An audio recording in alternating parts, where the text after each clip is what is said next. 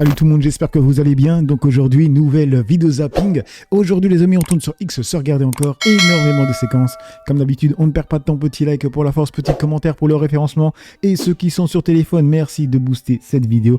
Allez, on enchaîne avec la première séquence insolite qui nous vient de Impact. C'est marqué insolite, Jordan Bardella confond diesel et gasoil alors qu'il s'agit du même carburant. La situation qu'affrontent les Français depuis plusieurs semaines est une situation extrêmement préoccupante avec des niveaux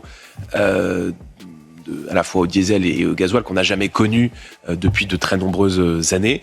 Donc nous demandons, nous, de manière très claire, la baisse de la TVA sur le carburant de 20%, vous l'avez rappelé, à 5,5% pour la TVA et une baisse. Du coup, il y a l'avocat Sidiba qui répond en disant Jordan Bardella est un parvenu millionnaire, sans diplôme, sans mérite, qui n'a jamais eu d'autre fiche de paye que celle de son parti délinquant. Qu'attendez-vous de lui au juste? Et on passe sur le compte de Eda qui répond à Hugo Nemesis 2. Donc Hugo Nemesis 2, c'est un combattant de MMA qui a rendu hommage à Quentin de Ranc en disant mon discours d'après-combat non censuré. Tout d'abord, je veux honorer mon ami Quentin de Ranc, mort aux mains de lâches antifascistes et communistes. Applaudissez-le. I want to honor my friend Quentin de Ranc, who is dead by the hand of the anti-fascist scum and communists. Praise be on him. I hope right now he's with Jesus Christ in peace. Here it's our continent. Europe is our land. Polish belongs to the Poles. France belongs to the French people. Okay? Remember this. Greece is old.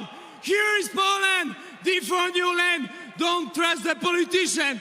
They have an agenda. They want to kill you. They want to take your money. They don't want to have children. Do the opposite thing. Okay? Tutaj jest Polska. Polska dla Polaków!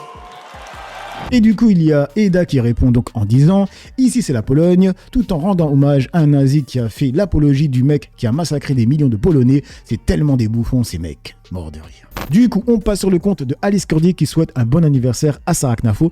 Elle a marqué un très bon anniversaire à ma chère Sarah. Bravo pour tout ce que tu as accompli à 33 ans.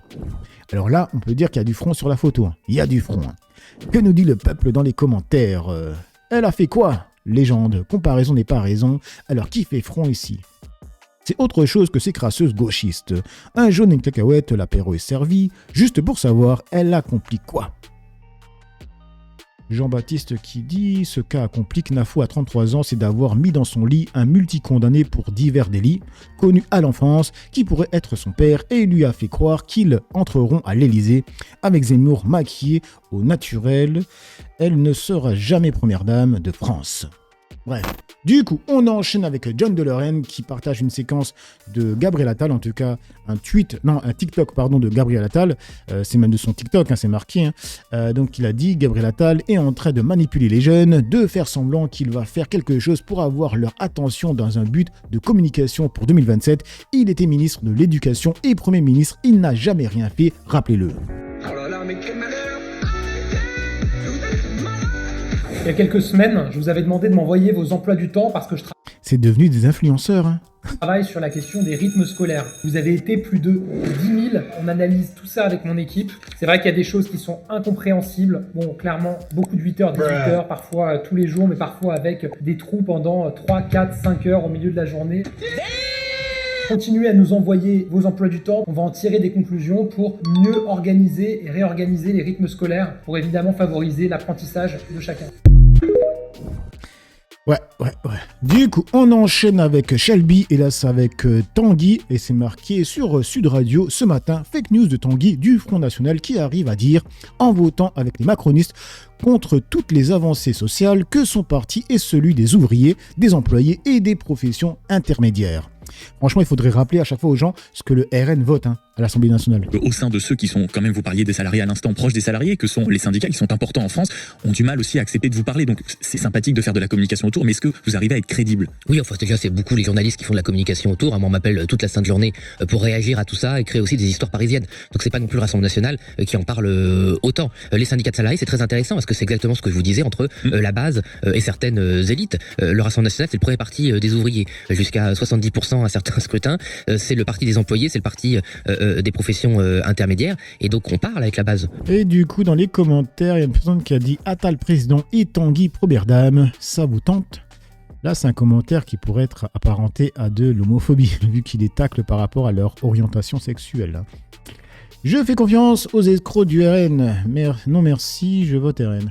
Bref, du coup, on enchaîne avec le compte de Dany qui tweet « Félicitations aux ouvriers qui ont voté pour ça. Vous avez élu un patron. » Donc c'est marqué, 1er mai, le maire RN de Liévin supprime la prise de parole des syndicats. Là, ça fait des années qu'ils font de la politique, ça fait des années qu'ils manifestent contre nous, et ils voudraient en plus qu'on leur donne la parole pendant 1h30 ? Non. C'est terminé. Pas de syndicat le jour de la fête des travailleurs. C'est la décision prise par la nouvelle mairie RN de Liévin. Une décision qui surprend dans cette ville au passé industriel et minier. Ça fait des années que ça a été mis en place. Donc lui, il arrive, il supprime ça. Donc je trouve ça quand même dommage. La réunion du 1er mai, c'est une tradition pour tous les travailleurs. Donc je comprends pas. Dans cette ville du Pas-de-Calais, le 1er mai est signe de souvenir. La ville a l'habitude depuis plus de 50 ans de rendre hommage à la catastrophe de 1974. 42 mineurs avaient perdu la vie dans un coup de grisou. La mairie assure ne pas annuler l'hommage, mais interdire toute prise de parole syndicale. C'est ça l'objectif, c'est d'éviter que cette cérémonie des travailleurs qui est là pour mettre en avant les travailleurs soit accaparée par des syndicats politiques. Une décision incompréhensible pour l'opposition municipale de gauche. Elle dénonce une censure et une réécriture de l'histoire socialiste et ouvrière de la ville. C'est injuste pour les travailleurs et les travailleuses, liévinois, liévinoises, et pour les travailleurs de ce pays. C'est ça la démocratie, c'est ça vous croyez à la démocratie ? Hénin-Beaumont, ville voisine aux mains du Rassemblement National depuis 2014, avait déjà pris la même décision, un symbole dans un département qui a vu 14 mairies être remportées par le RN lors des dernières municipales. Alors que nous disent les Français dans les commentaires ? Punaise, encore un RN qui défend tellement bien leur chère liberté d'expression. Mais comment continuer de voter pour des voleurs hypocrites ? Qu'ils dégagent de la mairie s'ils ne respectent pas les traditions de la ville. C'est une bonne préparation pour un avenir sans immigrés, car il faudra sacrément relever les manches si ça devait arriver. Les électeurs du RN sont uniquement racistes, les petites lignes du contrat, ils ne le lisent pas. Et on enchaîne avec Eric Ciotti qui a annulé donc l'Ironman à Nice. Il a dit Ironman 70.3, Ultra Trail et International de pétanque. Des événements parfois en concurrence sont aujourd'hui supprimés ou regroupés avec des rendez-vous départementaux. 2 650 000 € d'économie. Nous faisons le choix de recentrer les dépenses sur les priorités des Niçois.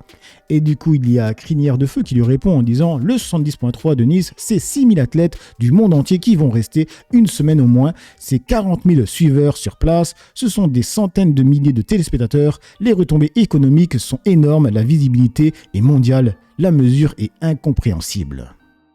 Qu'est-ce qu'on lui a répondu à lui ? Ah, si ça gagne de l'argent, ça devrait se financer tout seul, oui ou non ?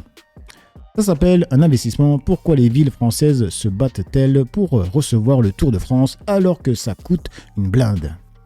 Du coup, on enchaîne avec... alors c'est quoi ça ? Avec Pascal Praud qui se fait terminer par un auditeur.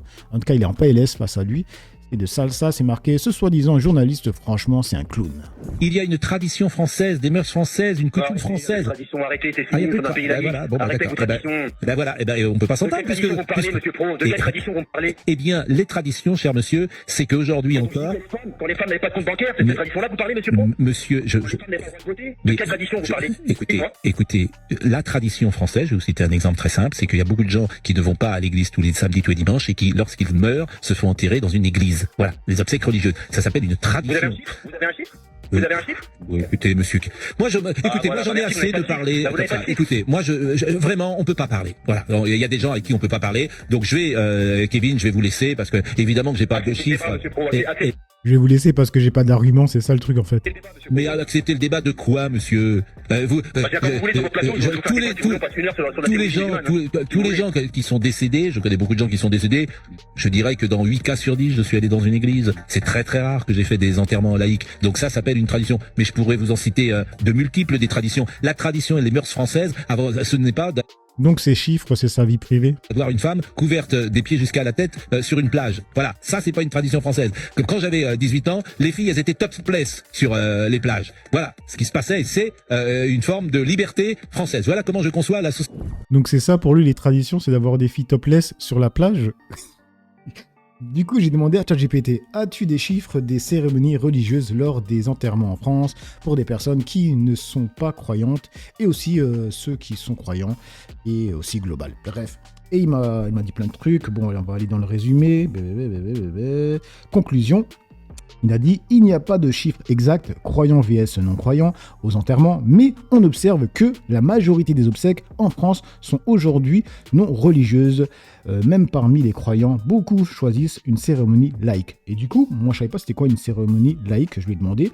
Et il m'a dit donc une cérémonie laïque pour un enterrement, c'est tout simplement une cérémonie sans référence religieuse, mais ça ne veut pas dire vide ou froid. Il m'a dit le principe c'est une cérémonie laïque sert à rendre hommage au défunt, se souvenir de sa vie, c'est quoi encore, réunir les proches, mais sans prêtre, imam, rabbin, prière ou rite religieux officiel. Voilà, c'est ça. Après, je vous cache pas que je n'ai jamais assisté à un enterrement sans un prêtre, tu vois, honnêtement, ou sans imam, tu vois. Voilà. Après ça, c'est ma vie privée à nouveau. Et du coup, ah oui, il y avait une personne qui avait répondu le vrai chiffre, des cérémonies religieuses lors des enterrements en France, c'est 40% Pascal Pro, et cela inclut toutes les religions. Donc si on ne prend en compte que les églises, un journaliste de son niveau doit parler avec des chiffres. Et c'est vrai ça c'est vrai. Déjà moi, des fois j'essaye de ramener un minimum de sources.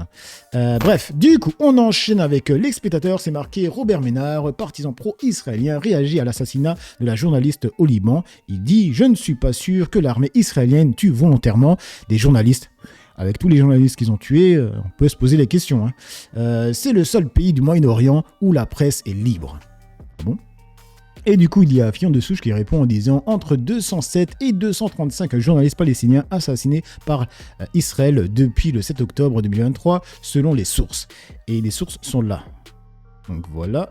Et du coup, on va écouter... La journaliste, notamment une journaliste libanaise, Amal Khalil, tuée notamment par une frappe israélienne, c'était hier. J'imagine que le cofondateur de Reporters sans frontières que vous êtes observe toujours ces drames avec une émotion singulière. Absolument, j'ai passé ma vie à défendre les journalistes, à les sortir de prison et à dénoncer des gens qui visaient les journalistes, qui tuaient les journalistes volontairement. Je ne suis pas sûr que l'armée israélienne tue les journalistes volontairement. Et je rappelle, incidemment, sans que ça excuse, et on verra ce qui se passe, de quelque manière que ce soit, quel est le seul pays du Moyen-Orient où la presse est libre ? Quel est le seul pays ? Israël. Ils tuent pas les journalistes volontairement, mais ils ont tué pas mal quand même. Attendez, on va voir ce que ça se dit. Imbécile, la France occupe désormais la 25e place mondiale, la presse est libre au Liban. Il a passé sa vie à défendre les journalistes, merci de poster un exemple concret. Ménard, ça suffit, ce soutien inconditionnel, il faudra en rendre des comptes. Alors rien d'autre. Hezbollah, c'est tellement ça les mecs, c'est tellement ça, c'est une folie. À chaque fois qu'ils font une dinguerie, c'est le Hezbollah ou le Hamas. Du coup, on enchaîne avec ça. Ah oui, alors les mecs, j'ai vu que Aurore Berger avait sorti un livre. Regardez. Donc l'affiche de son livre est là, comme vous pouvez voir. Et du coup, regardez ce qui est marqué. Donc il y a marqué Aurore Berger, nos combats pour la République. Et en dessous, il y a marqué un appel à se dresser face aux défis de notre temps. Populisme, antisémitisme, laïcité, démocratie, violence faite aux femmes et aux enfants. Vous remarquez rien ? Il n'y a même pas marqué racisme. Il n'y a même pas marqué racisme. Alors que c'est comme la ministre des discriminations. C'est une dinguerie. C'est une dinguerie en vrai de vrai. Du coup, on enchaîne avec Keuz qui a marqué « Rappel, cette image existe ». Alors les mecs, je suis tombé sur ce tweet, j'ai vu l'image, j'ai bugué. Donc il y a TF1 qui ont réellement posté ce schéma. C'est marqué « Consommation de cannabis, bouffée délirante, meurtre ». En gros, antisémitisme du coup. Du coup, je suis allé dans les commentaires et j'ai vu une personne qui a dit, donc ça date de quand ? Il a répondu, je sais plus exactement, c'était en lien avec le meurtre de Sarah Halimi. Même en lien avec le meurtre de Sarah Halimi, c'est quoi ce schéma honnêtement ? Quand je vois ça, ce que je comprends, c'est quand tu fumes de la bœuf, ben, en fait, tu as des bouffées délirantes et tu fais des meurtres antisémites. C'est ça le journalisme ? Et du coup, on passe sur le compte de Réfractaire, le retour. Alors, cette news, je pense que vous l'avez vu, avec un militaire de Tsahal qui a détruit une statue de Jésus. Donc, c'est marqué, un soldat israélien a été aperçu en train de détruire une statue de Jésus dans le sud de Liban, civilisation judéo-chrétienne. Ben oui. Et du coup, il y a Haïm Corsia, le grand rabbin de France, qui a réagi. Donc, il a dit, Israël est une grande démocratie qui pourrait donner des leçons à beaucoup de pays autour. Et c'est un pays de droit. Ouais, un pays de droit. Je voyais les gens me disaient, mais c'est scandaleux ce qui s'est passé. Un soldat a cassé une statue de Jésus. Oui, c'est scandaleux. Mais le soldat a été condamné. Donc en fait, le scandale ne serait pas que ça se fasse. Le scandale serait que ça se passe et que ce soit pas condamné. Mais attendez, là, il dit une chose et son contraire. D'abord, il dit que c'est un scandale le simple fait qu'un militaire puisse détruire une statue. Et ensuite, il dit le scandale n'est pas que ça se fasse, mais que le militaire ne soit pas condamné. Donc, est-ce que c'est un scandale ou pas, juste le fait qu'un militaire puisse détruire une statue de Jésus? Parce que pour lui, à l'écouter ensuite, c'est non, le scandale, c'est s'il n'avait pas été condamné. Franchement, si ça avait été un militaire, on va dire français, qui aurait détruit un symbole juif, et qu'on voit un imam venir dire en fait, c'est pas un scandale le fait qu'ils détruisent, juste le scandale, ça serait qu'ils ne soient pas condamnés. Tollé. Donc en fait, c'était resté. Israël est une grande démocratie qui pourrait vraiment donner des leçons à beaucoup de pays autour, et c'est un pays de droit. Donc, de droit et d'apartheid, hein, faut le préciser. Je pense que la promesse, l'engagement des pères fondateurs est tenu et qu'il appartient maintenant aux nouvelles générations de faire vivre ce rêve et de le réinventer au fur et à mesure du temps. Et du coup, il y a Stéphane qui nous dit « Un imam ferait de même, il serait expulsé, fissa ». Et il y a Pascal Boniface qui a dit « Un pays de droit de tuer impudemment en Cisjordanie, de droit d'exécution extrajudiciaire, de droit de violer des prisonniers, de droit de bombarder des civils, de droit de violer le droit international ad libitum ». Il y a quoi d'autre? Ça s'appelle l'humour juif. Il paraît que ça faisait rire autrefois, plus maintenant. Il y a quoi d'autre? Attendez. Pensez, pipi. Ah oui, celui-là je l'avais vu cette séquence. Et en 2018, Benjamin Netanyahu a fait voter une loi redéfinissant l'État d'Israël comme étant l'État-nation du peuple juif, où les juifs ont priorité sur les autres, les non-juifs perdent leurs droits communautaires, gardent leurs droits individuels. Ouais, ça aussi on l'avait vu. Et il y a une personne qui répond « Pour rappel, Israël est un État colonial, un État d'apartheid, un État génocidaire, un État voyou, un État terroriste. Une démocratie? Pas du tout. » Et on termine avec Salsa qui nous partage une séquence sur CNews. C'est marqué « Menace en direct sur CNews, le RN et où ?» J'ai un petit message pour les antisémites qui regardent de temps en temps CNews. Plus vous commettrez d'actes antisémites en France et en Europe, plus il sera important pour les juifs du monde entier d'avoir un État d'Israël fort, puissant, dissuasif. Ça, c'est quelque chose qui doit bien se mettre en tête. Maintenant, je vais vous dire, il y a une nouvelle géopolitique qui est arrivée depuis 6 mois et 4 jours. L'arrivée de Donald Trump. Donald Trump change la donne. On a en France l'arrivée, par exemple, d'un ambassadeur qui s'appelle Charles Kushner, qui est donc le beau-père d'Ivanka Trump, et qui a mis au numéro 1 de son agenda la lutte contre l'antisémitisme. Je peux simplement vous dire une chose, que connaissant l'administration Trump, connaissant leur motivation, toutes les entreprises, tous les États qui seront impliqués dans des actes antisémites, dans de la propagande antisémite, subiront des conséquences. Je peux vous certifier de ce que je connais de cette administration, c'est que l'Espagne subira quelque chose, et je recommande, ma recommandation, et je l'ai dit à plusieurs ministres en France, à Emmanuel Macron, d'arrêter son obsession avec son État palestinien qu'il veut absolument mettre partout. Je vous garantis que la France payera. Attendez les mecs, ça veut dire... Il est en train de dire que Macron doit arrêter avec son obsession de l'État palestinien. Ça veut dire que vouloir un État palestinien, c'est un acte antisémite qui pourrait faire en sorte que tu as des retombées derrière. C'est une dinguerie, cette séquence, c'est une dinguerie. Un prix diplomatique et un prix économique si la France continue à s'entêter à inciter à la haine contre Israël.